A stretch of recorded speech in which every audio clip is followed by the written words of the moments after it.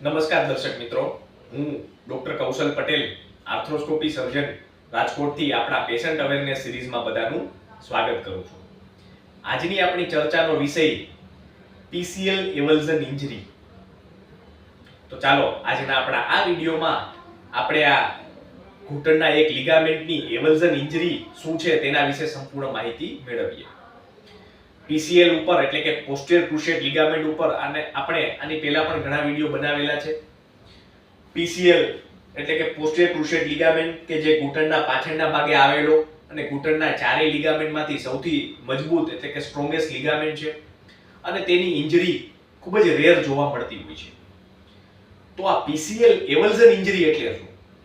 PCL એવલ્ઝન injury એટલે PCL એટલે કે આ લિગામેન્ટ ઘૂંટણના નીચેના હાડકામાં એટલે કે ટીબિયા સાથે ચોંટેલો હોય છે અને ઘૂંટણનું ઉપરનું હાડકું કે જે ફીમર એટલે કે થાઈ બોન તરીકે ઓળખાય છે તેની સાથે ચોંટેલો હોય છે. હવે એવલ્ઝન ઇન્જરીમાં મોટા ભાગે આ પીસીએલ લિગામેન્ટ છે તે આખો સંપૂર્ણ લિગામેન્ટ તૂટતો નથી, પરંતુ તે ફીમર અથવા તો ટીબિયા એટલે કે જ્યાં હાડકા સાથે ચોંટેલો હોય છે ત્યાંથી તે ઉખડી જાય છે. અંગ્રેજીમાં તેને એવલ્ઝન કહી શકાય. મોટા ભાગે બે પ્રકારની એવલ્ઝન ઇન્જરી હોય, ફીમોરલ એવલ્ઝન ઇન્જરી અથવા તો ટીબિયલ એવલ્ઝન ઇન્જરી એટલે કે ફીમર સાથે જ્યાં ચોંટેલો હોય ત્યાંથી ઉખડી જવો અથવા તો ટીબિયા એટલે કે નીચેના હાડકા સાથે ચોંટેલો હોય ત્યાંથી ઉખડી જવો. આ બંનેમાંથી ટીબિયલ પીસીએલ એવલ્ઝન ઇન્જરી ખૂબ જ કોમન છે એટલે કે અરાઉન્ડ 98 થી 99% કેસમાં પીસીએલ ટીબિયા સાઇડથી ઉખડી જતો હોય છે અને અરાઉન્ડ 1% કેસમાં તે ફીમર સાઇડથી ઉખડતો હોય છે. હવે એવલ્ઝન ઇન્જરીમાં પણ તેની અંદર બે પ્રકાર પડે છે એટલે કે સોફ્ટ ટિશ્યુ એવલ્ઝન ઇન્જરી અને બોની એવલ્ઝન ઇન્જરી. એટલે કે પીસીએલ લિગામેન્ટની સાથે ઘણી વખત હાડકાનો નાનો એવો ટુકડો પણ ઉખડી જતો હોય છે અથવા તો ઘણી વખત હાડકામાં ફ્રેક્ચર નથી થતું, ખાલી લિગામેન્ટ જ ઉખડી જતા હોય છે.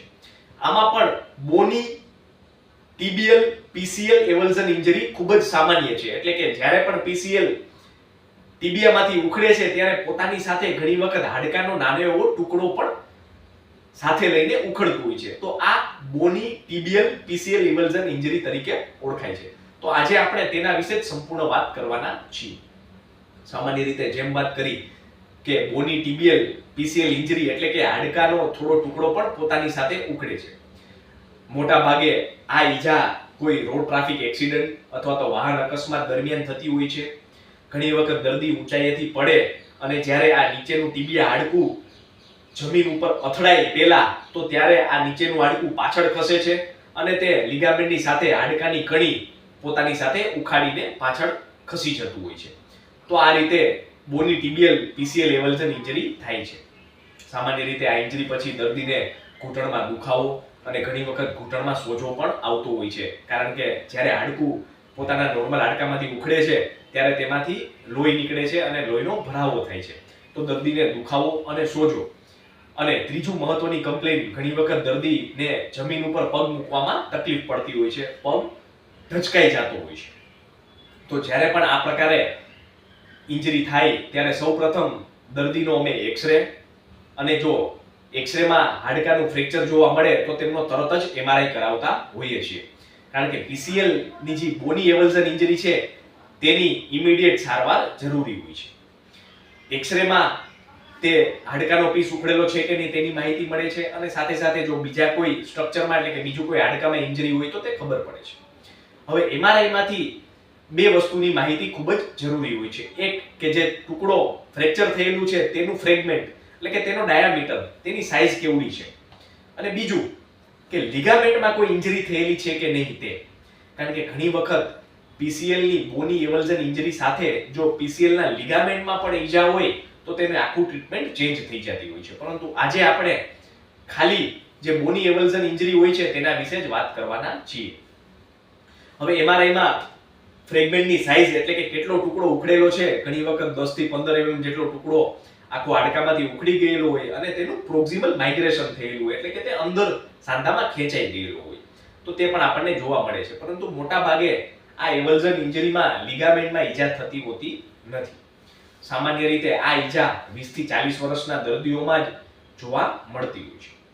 તો જ્યારે પણ દર્દી આ રીતે પીસીએલ બોની એવલ્ઝન ઇન્જરી સાથે ઓપીડીમાં આવે છે તો આવા દર્દીઓમાં મોટા ભાગે એમઆરઆઈમાં આ ફ્રેગમેન્ટનું ડિસ્પ્લેસમેન્ટ કેટલું છે તેને આધારે તેની ટ્રીટમેન્ટ નક્કી કરવામાં આવે છે. જે દર્દીઓમાં આ ડિસ્પ્લેસમેન્ટ મોર ધેન 5 એટલે કે અડધા સેન્ટીમીટર કરતા જો વધારે આ ટુકડો ખસી ગયેલો હોય તો આવા દર્દીઓમાં ઓપરેશન કરવું પડતું હોય છે. પરંતુ જે દર્દીઓમાં આ ડિસ્પ્લેસમેન્ટ એટલે કે ટુકડો લેસ ધેન 5 કરતા ખસેલો હોય તો મોટા ભાગે આવા દર્દીઓમાં કન્ઝર્વેટિવ ટ્રીટમેન્ટ એટલે કે ઘૂંટણનો પાટો, બેડ રેસ્ટ અને દવાઓથી તેમને રાહત થઈ જતી હોય છે. પરંતુ જો મોર ધેન 5 કરતા ડિસ્પ્લેસમેન્ટ હોય એટલે કે ટુકડો વધારે ખસેલો હોય તો આવા દર્દીઓમાં ઓપરેશન કરવું પડતું હોય છે. ઓપરેશન બે રીતે કરી શકાય છે, દૂરબીનથી એટલે કે આર્થ્રોસ્કોપી વડે અને બીજું કે ચેકો મારીને. બંને પ્રકારના ઓપરેશનમાં જે ટુકડો ઉખડી ગયેલો હોય છે તેમને ફિક્સ કરવામાં આવે છે. ફિક્સ કરવા માટે પણ અલગ અલગ ટેકનિક હોય છે, જેમ કે screw technique, fibre wire technique, endo button technique. આ બધી ટેકનિકની મદદથી તે ટુકડાને તેની નોર્મલ જગ્યાએ એટલે કે જે જગ્યાએ હાડકામાંથી ઉખડી ગયેલો હોય છે ત્યાં પાછો ફિક્સ કરવામાં આવે છે. અને આ ઓપરેશનના અંતે દર્દીને પાટો આપવામાં આવે છે અને 1 મહિનાના આરામ બાદ દર્દી ધીમે ધીમે પોતાનું સંપૂર્ણ જીવન પહેલા જેવું શરૂ કરી શકે છે. તો આ રીતે જે દર્દીઓને PCL બોની એવલ્ઝન ઇન્જરી હોય અને જો તેમને ઓપરેશનની સલાહ આપેલી હોય તો તે નીચેના આપણા કમેન્ટ બોક્સમાં રિપોર્ટ મોકલી યોગ્ય માર્ગદર્શન મેળવી શકે છે. આભાર.